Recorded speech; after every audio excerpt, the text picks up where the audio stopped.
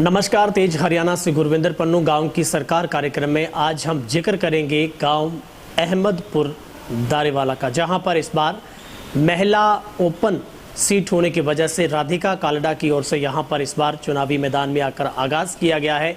किस तरीके का उनका चुनाव प्रचार चल रहा है, किस मिशन और विजन के साथ वो और किन मुद्दों को लेकर चुनाव लड़ रही हैं, तमाम बातों पर बेबाक तरीके से उनसे सवाल पूछेंगे और किस तरीके का रिस्पॉन्स उनको उनके गांव से मिल रहा है। सबसे पहले हम मैडम हमारे साथ है राधिका कालड़ा जी, उन्हीं से बातचीत करते हैं। मैडम, सबसे पहले आपका तेज हरियाणा पर बहुत बहुत स्वागत है। धन्यवाद। तेज हरियाणा का अभिनंदन करती हूँ और सभी को मेरी राम राम। मैम, सबसे पहले हम जानना चाहेंगे, क्योंकि आप लगातार कैंपेन कर रही हैं और डोर टू डोर जाकर आप वोट की अपील भी तमाम आवाम से कर रही हैं, किस तरीके का रिस्पॉन्स आपको यहाँ की आवाम से मिल रहा है और कैसा चल रहा है आपका चुनाव प्रचार? बहुत अच्छा रिस्पांस मिल रहा है। हर घर जाके इतना प्यार और इतना साथ हमें मिल रहा है कि यूँ लग रहा है कि हम एक परिवार हैं। परिवार की तरह ही इस लग ही नहीं रहा कि हम यहाँ चुनाव लड़ रहे हैं, यूँ लग रहा है कि बस साथ ही घूम रहे हैं। तो बहुत अच्छा रिस्पांस मिल रहा है और बहुत दिल को खुशी मिल रही है कि मुझे ये मौका भी मिल रहा है भी मैं इस चुनाव में खड़ी हुई और मुझे अपने गांव के लिए कुछ करने का मौका मिल रहा है। जी मैम, अगर हम बात करें किस विज़न को लेकर आप चुनाव मैदान में हैं, क्योंकि आप कह रहे हैं कि आपको बहुत अच्छा रिस्पांस और प्यार पूरे गांव का है, तो आपका क्या सबसे बड़ा मोटिव है इस चुनाव को लेकर? मेन मोटिव अब 2-3 दिनों से मैं जब घूम रही हूँ तो देखने को यही मिला है कि पानी की बहुत बड़ी समस्या है। सबसे पहला हमारा मेन मोटिव यही रहेगा कि हर घर में हमें पानी पहुँचाना है और सड़कों का देखना है। तब बच्चों के लिए स्कूल जाने के लिए बहुत दिक्कत हो रही है, तो देखने को यही मिल रहा है कि सड़कें बहुत गंदी हैं, तो सफाई का भी बीमारी कोई ना फैले। तो मेन मोटिव हमारा यही रहेगा कि सबसे पहले बच्चों के लिए और बुज़ुर्गों के लिए पानी का हर चीज़ की प्रबंध यहाँ हो और मेन पेंशन बुज़ुर्गों को हमारा यही रहेगा कि हमें गांव में ही मिले, भी उनको कहीं और ना जाना पड़े, हमारे गांव में ही उनको मिले। दूर जाने के लिए हमारे बुजुर्गों को दिक्कत होती है, कई बार ऐसा होता है कि कोई घर होता है कोई नहीं होता, तो उनको यही हमारे गांव में ही पेंशन मिले। कोशिश यही रहेगी कि हर चीज़ गांव में ही इनको। मैडम, एक छोटा सा सवाल, आप जब घरों में जा रही हैं तो बीइंग ए महिला आपको महिलाएं क्या सबसे बड़ी समस्या बता रही है गाँव में? सबसे बड़ी समस्या तो यहाँ पे पानी की ही है। तो क्या पहला कदम ही पानी पर रहेगा? सबसे पहला कदम हमारे ये रहेगा कि पानी मिले और स्वच्छ पानी मिले, जिससे हमारे गांव के जो आने वाले हमारा भविष्य है, बच्चे हैं, उनको कोई दिक्कत ना हो। ठीक है, अभी बातचीत को आगे जारी रखते हैं और मेरे साथ अभी एक बहुत ही परिचित चेहरा है जो सबके दिलों पर राज करता है। वो किसी परिचय के मोहताज नहीं है, लेकिन फिर भी अनिल कालड़ा गंगू जी मेरे साथ हैं, जो कि राधिका कालड़ा के हस्बैंड हैं। हम उन्हीं से भी बातचीत करते हैं। सबसे पहले कालड़ा साहब, आपका भी बहुत बहुत स्वागत है चैनल पर। बहुत बहुत धन्यवाद तेज हरियाणा का, और सभी मेरी गांव वासियों को राम राम। सभी ग्राम वासियों का भी धन्यवाद। इस बार पति पत्नी की जोड़ी बहुत कमाल कर रही है, और कैसा चल रहा है कैंपेन? क्योंकि इस बार राधिका कालड़ा को चुनाव एक सेवा के तौर पर आपने उतारा है जो गाँव में, कैसा रिस्पॉन्स है? बहुत अच्छा रिस्पॉन्स मिल रहा है मेरे को। मेरे गांव के हर बच्चे से लेके बुजुर्ग तक दिल से जुड़ा हुआ हूँ। वो मेरे साथ जुड़े, मैं उनके साथ जुड़ा हूँ। ये चुनाव मेरा नहीं है, सारे गांव का समूह इलेक्शन है। बहुत अच्छा रिस्पॉन्स मिल रहा है। जितनी मैं करूँ, गांव वासी हर बच्चा मेरी सपोर्ट कर रहा है। अभी किन सबसे बड़े विजन को लेकर आप चुनाव लड़ रहे हैं? आपका गांव को लेकर क्या सबसे बड़ा विजन रहने वाला है? एक्चुअल क्या है, हमारे गांव में पानी पीने की बहुत बड़ी समस्या है। हर घर को महीने के कम से कम 3-4 टैंकर घर में डलवाने पड़ते हैं। पानी पीने की बहुत बड़ी समस्या है। जिस दिन हमारे को चार्ज मिल जाएगा, अगर गांव वासी मेरे को पूरा जितवाने का काम करते हैं, तो सबसे पहला मेरा काम पीने के पानी की समस्या हल करना, लोगों का टैंकरों से खेड़ा छुड़ाना, भी लोगों को घर में टैंकर से पानी नहीं डलवाना पड़ेगा। वाटर वर्क से सीधी सप्लाई हर घर घर में पहुंचेगी और बिना मोटर से हमारा ध्येय होगा ऊपर वाले डेगी पे पानी चढ़ाना। भी मेरी कोई बहन, कोई बेटी, कोई मेरी माँ सिर पे घड़ा रख के दूसरे घर से पानी लेकर नहीं आएगी। ये सबसे पहले काम मेरा ये है। अगर हम मुद्दों की बात करें, किन मुद्दों को लेकर आप चुनाव लड़ रहे हैं? अगर आपको ये गांव सेवा का मौका देता है, आपकी नज़र में ऐसी कौन से मुद्दे हैं, समस्याएं हैं, या फिर आप चाहते हैं कि किस तरीके से वो बदलाव का दौर आ सकता है, कैसे वो एक विकास की गंगा बहाई जा सकती? क्योंकि आपके चुनाव में हमने एक बात सुनी है कि आप मेरा गाँव एक मेरी पहचान मानकर आप इसको चल रहे हैं। आपने एक नारा दिया है कि मेरा गाँव ही मेरी पहचान है। सबसे पहले बच्चों के लिए शिक्षा का इंतजाम, अगर स्कूल में कोई दिक्कत होगी, कमी पेशी होगी, कोई टीचर स्टाफ की कमी होगी, हम सीधा डीओ साहब से मिलके या शिक्षा मंत्री से मिलके शिक्षकों की कमी है उसको पूरा करेंगे। बच्चों की पढ़ाई में किसी प्रकार की कोई अड़चन नहीं आने देंगे। नंबर 2, गांव में मेरी इच्छा है दिल्ली मिनी पंचायत घर में मिनी सेक्रेटरी टाइप बना देंगे। गांव का पेंशन का काम हो, राशन कार्ड का काम हो, पीले कार्ड हो, किसी ने कोई मकान के लिए अप्लाई करना है वो यहाँ गांव पे अप्लाई करेंगे। हमारी पुरजोर कोशिश होगी मेरे किसी गांववासी को इस काम के लिए गोरीवाड़ा या डबल ना जाना पड़े। मतलब आप चाहते हैं कि एक ही सचिवालय से सारे काम होंगे? हाँ बिल्कुल, मेरी कोशिश होगी गांव दारेवाड़ा ही मिनी सेक्रेटरी बनाऊंगा जिसमें 5-4 हमारे गांव के बच्चों को रोजगार में मिल जाएगा। वो यहीं बैठे बैठे सारे काम करेंगे। जो गांव के सार्वजनिक फैसले संबंधित छोटी मोटी समस्याएं हैं वो कोशिश होगी कि गांव लेवल पे निपटाए जाए, पुलिस थाने में ना जाना पड़े किसी को। हम पंचायती तौर पे फैसले करेंगे। वो लगभग यही कोशिश होगी, कोई आदमी थाने या कचहरी के चक्कर में ना पड़े, उससे उसको चक्कर काट के हरासमेंट ना उसको मिले किसी को। बिल्कुल, उनके एक तो पैसे की बचत होगी, टाइम की बचत होगी। जब सामूहिक रूप से हम फैसले करेंगे तो उनको तहसील या कचहरी या थाने जाने की कोई जरूरत नहीं है। जी। गांव के जो मान लो एक मनरेगा सेंटर की स्कीम है, मनरेगा का जो काम होगा वो वीडियोग्राफी से करवाया जाएगा। जिसका भी कार्ड बना हुआ है मनरेगा का, हमारी पुरजोर कोशिश होगी हर नागरिक को गांव के उसको काम मिले। मान लो कुछ काम कम आता है, टर्न बाय टर्न सभी को काम दिया जाएगा, बिना नरेगा के काम के किसी को नहीं बनाया जाएगा। अगर मान लो किसी के कार्ड नहीं बने हुए नरेगा के, उसके भी हम कोशिश करके कार्ड बनवाएंगे और हर बच्चे को, हर मेरी बहन बेटी को, हर मेरे बुजुर्ग को, चाहे मेरा भाई है, कोशिश होगी सभी को मनरेगा से काम दिया जाए। और गांव के हर वार्ड में, गांव में रोशनी का पूरा प्रबंध करेंगे, लाइटें लगाई जाएंगी, सौर ऊर्जा सिस्टम चलाया जाएगा, रात को गांव में अंधेरा नहीं होगा। और गांव में मेन समस्या जो है, आजकल के हमारे बच्चे कुछ थोड़े बहुत नशे में भी उलझे हुए हैं। कोशिश करके हम उनको समझा बुझा के किनका इलाज की जरूरत हम इलाज करवाएंगे। मेरी पूरी कोशिश होगी गांव का कोई बच्चा नशे के गर्द में ना जाए। और मान लो कोई आदमी नशा बेचता भी है, पहले उनको प्यार से समझाएंगे अभी क्या फ़ायदा, बच्चों की ज़िंदगी ना खराब करो। प्यार से हम सामूहिक रूप से पंचायत में बुला के, वैसे घर जाके उसके समझाएंगे भी नशा नहीं बेचना चाहिए। गांव के सभी धार्मिक स्थलों में सार्वजनिक रूप से उचित व्यवस्था की जाएगी, साफ सफाई पूरा प्रबंध किया जाएगा। धार्मिक जो हमारे स्थल हैं यहाँ पे, उनका पूरा रख रखाव पंचायत की तरफ से कोशिश करके किया जाएगा। गांव में जैसे जलघर में, उसमें कर्मचारियों की कमी है, हम उसमें कर्मचारियों की कमी भी रख के पूरी करेंगे और सुचारू रूप से पानी की व्यवस्था का इंतजाम करेंगे। और गांव में पशु चिकित्सालय की, एनिमल हॉस्पिटल की बहुत बड़ी ज़रूरत है।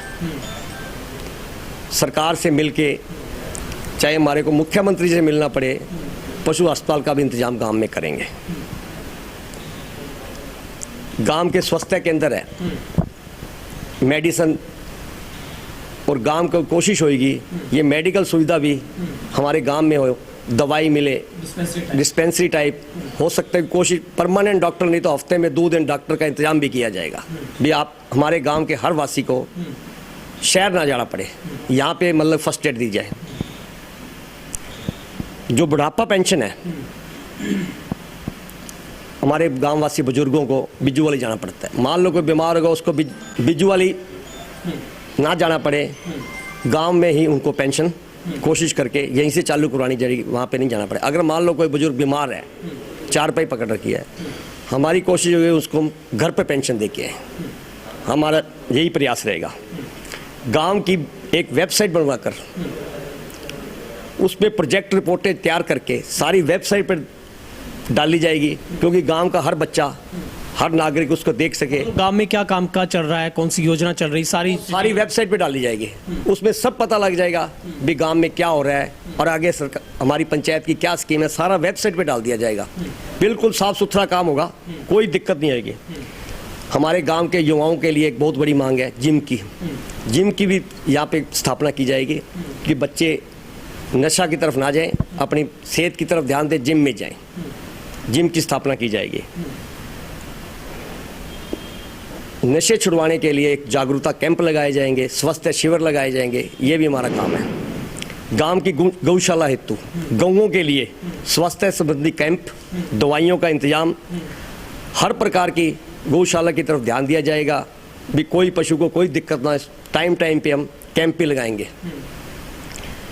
और गांव में हमारे बुजुर्गों के लिए टाइम टाइम पे मेडिकल, बच्चों के लिए ब्लड कैंप भी लगाएंगे, मेडिकल कैंप भी लगाएंगे, जिसमें हर प्रकार का उनका चेकअप किया जाएगा। कोशिश होगी साल में 3-4 कैंप लगाए जाएं। नशा मुक्ति के लिए गांव में एक कमेटी गठित कर दी जाएगी और गांव में बारिश के पानी की निकासी हेतु उचित प्रबंध किया जाएगा। भी पानी की कोई, जहाँ हमारे बस स्टैंड के ऊपर एक तालाब बना हुआ है, उसका कोई सिस्टम बना के पानी का, चाहे तो हम धरती के अंदर, ज़मीन के अंदर पानी का सिस्टम बनाए, वो पानी चार्ज होता रहे, अपने पानी बारिश का उसके अंदर जाएगा, पानी का सुधार होगा, पानी मीठा होएगा। वो बारिश का पानी कोशिश होएगी उस तालाब में ना जाकर उसको ज़मीन के अंदर डाल दिया जाएगा, सीधा कोई सिस्टम ऐसा बना देंगे। और हमारी कोशिश होगी गांव के अंदर हर्बल पार्क बना दिया जाएगा। हमारी गांव की शाम को महिलाएं, हमारी बेटियां, हमारी बहनें, मेरी माताएं हर्बल पार्क में जाएं, शाम को वहाँ बैठें, साफ़ सुथरा माहौल, बहुत अच्छा माहौल बना दिया जाएगा। और गांव में पढ़ाई के लिए उचित स्टाफ, किसी प्रकार की कोई कमी है, चाहे हमारे को किसी मंत्री को मिलना पड़े, कमिश्नर को मिलना पड़े, हम अपने स्टाफ की पूरी संख्या, मिड डे मील, सारा कुछ भोजन की व्यवस्था कर दी जाएगी। चाहे हमारे को लिए चंडीगढ़ जाना पड़े, कोई दिक्कत नहीं है। हम दूर के गांव हमारा स्कूल देखने हैं, हमारी ये पूरी जो कोशिश है कि गांव, दूसरे गांव के लोग हमारा स्कूल देखने हैं। सुरक्षा, गांव में सुरक्षा के लिए हमारी कोशिश होगी गांव में कैमरे लगा दिए जाएं और इसका रिमोट कंट्रोल हम पंचायत घर में रख देंगे। भी टाइम टाइम पे आप कैमरे भी चेक करेंगे, कोई शरारत ना करे। और गांव में रात को मान लो 10 बजे के बाद, 9 बजे के बाद जो झुंड बना के बैठते हैं, मैं बच्चों, मेरे बच्चे हैं, वो समझा बुझा के उनको कहूँगा अपने घर में बैठो, गलियों में बैठना बंद करो। और एक मेरी हमारे बच्चों की मांग है खेल स्टेडियम की। खेल स्टेडियम की स्थापना की जाएगी। अगर मान लो जैसे जगह 2-3 किले हैं, उसी जगह में जो मिनी स्टेडियम टाइप सरकार से मंजूर करा कर लाएंगे, स्टेडियम बनाएंगे। ये हमारा 5 साल का ध्येय है। बस स्टैंड, जो हमारा बस स्टैंड है गाँव का, इसका सौंदर्यकरण कर दिया जाएगा।